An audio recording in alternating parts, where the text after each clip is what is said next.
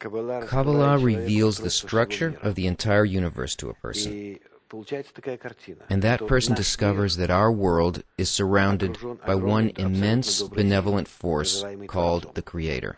And this is the immense benevolent force that conducts the still, vegetative, and animate nature very rigidly by forcing that nature to follow its laws with absolute precision.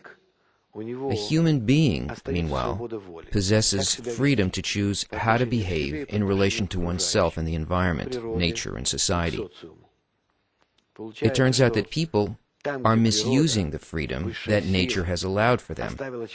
They don't respond with the same kind of love, filling this void with the attribute of love. In principle, a human being is the only thing in nature that needs correction. There are neither evil nor good forces. There's only one force that guides us to the end of correction by showing us the way, sometimes causing all that suffering in us. This suffering is a consequence of a difference in attributes between me and the Creator. There's no other choice. If I make my attributes like the Creator's, if I bring myself closer to them, I will then enter states that are called spiritual worlds, sensations of the Creator. To the same measure that I enter these states, I will be sensing goodness and delight. That's why there are no forces other than good forces, and all the evil forces are indeed our own. And these are what we have to correct, our own heart. Then how did human beings come to be separated from the Creator? It has been made so from above, by the Creator Himself, so that a person would be able to ascend. This is important. I want you to say this again. It is the Creator who caused the separation between the human soul and the... In general, everything that has been made in the world up until this moment, when we, all of humanity, begin our correction, everything that's happened in the past, even 1 second ago, has been made by the Creator and no one else. There is no other force except His. Starting from now, all the evil that emerges inside people, whether it's alienation, depression, global or economic crisis, at the very moment that it emerges, it's a sign that the Creator is awakening inside of people the need for self-correction. And this correction solely depends on us. But in hindsight, the entire descent from above downward, the creation of evil, was made by the Creator. My own understanding is that one of the uniquenesses that the Jewish tradition teaches is that human beings are basically capable of good without some external savior. That human beings have it within themselves, the ability to be good on their own. Do you think that's true? No, it's not so. We can see that it's not true. Biologists can't find that despite all of their efforts, although there are altruistic genes and altruistic behavior in animals and in human beings. All that is called chesed avdin legarmeo avdin, meaning that all good deeds stem from some sort of self-interest. A person has no capacity to do good by oneself, but needs to receive energy from above. And that's why the method is called the method of reception, Kabbalah, because it gives the person a point of contact with the higher force. One can then receive energy from that force and elevate, just as a piece of metal can be elevated a bit above the surface where it's resting if it's pulled by a magnet. In exactly the same manner, the upper force needs to lift a person. We have no strength to do it on our own. Forgive me, I have real problem with this, because it seems to me that the people who come and study here with you have some drive that comes from within them. Even yourself, when you say to me, there was something in you that drove you to come to Israel because you wanted to understand the meaning of life.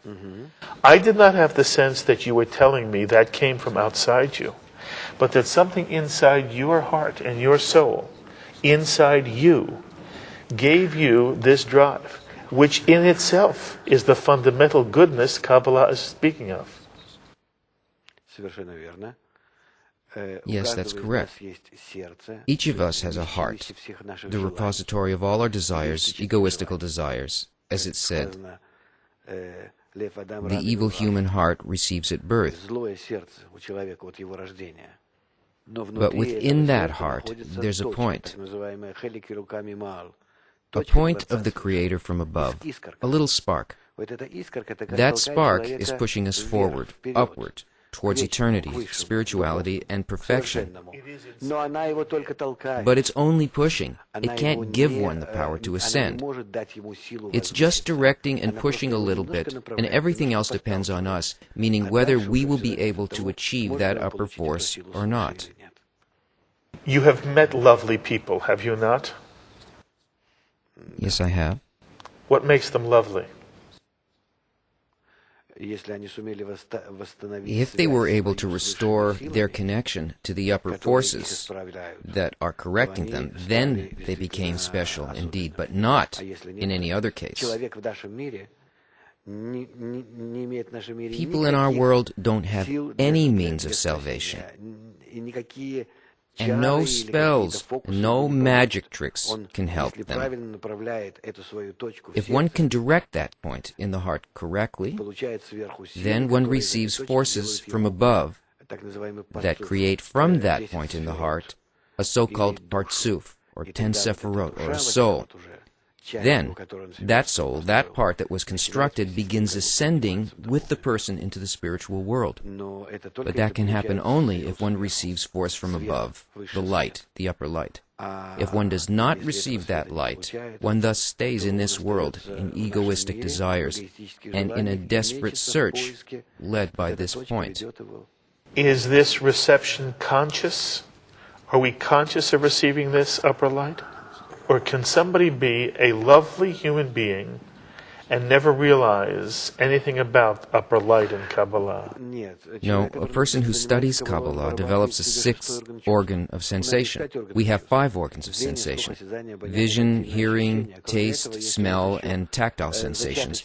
And we have a rudimentary 6th organ of sense. When one develops it, one begins to sense beyond one's limitations. And that's called the upper world, beyond oneself, transcending one's boundaries. Once a person senses the universe beyond his or herself, feels the upper force, the Creator, the souls, everything that our 5 organs of senses don't capture, one then associates oneself with that world and lives simultaneously in 2 dimensions. That existence is absolutely real. I understand it, and that is what Kabbalah is trying to sensitize a human being to. But I'm asking a slightly different question. Can one be a lovely person without ever having studied Kabbalah? Never. One can never change and become a special person. One cannot be a lovely person unless one studies Kabbalah? I don't know what it means that someone might be a good person. It's simply because one was born such a way. That has nothing to do with the absolute qualities. It's just the way the person was born, with those kinds of genes, or it's just the way the person has been raised to be good and to be nice to others. But all that has a certain limit, which is realized when the egoism inside a person begins to rise, turning that person into a bad, arrogant, and greedy individual. We're under egoistic dominion here in our world, and we can't be good or nice. This kind of goodness is only a result of some kind of calculation. And is the goal basically to ultimately deny ego? No, our purpose is to combine both the good and the bad natures inside of us in such a way that we could be helping the other, and both of us would be lifting each other spiritually along a so-called middle line, the proper balance. Therefore, all of our good or bad dispositions, traits and tendencies, genetic qualities, everything that we have inside of ourselves, and all of the experiences we've accumulated over the course of our lives, all unites together, and it raises us.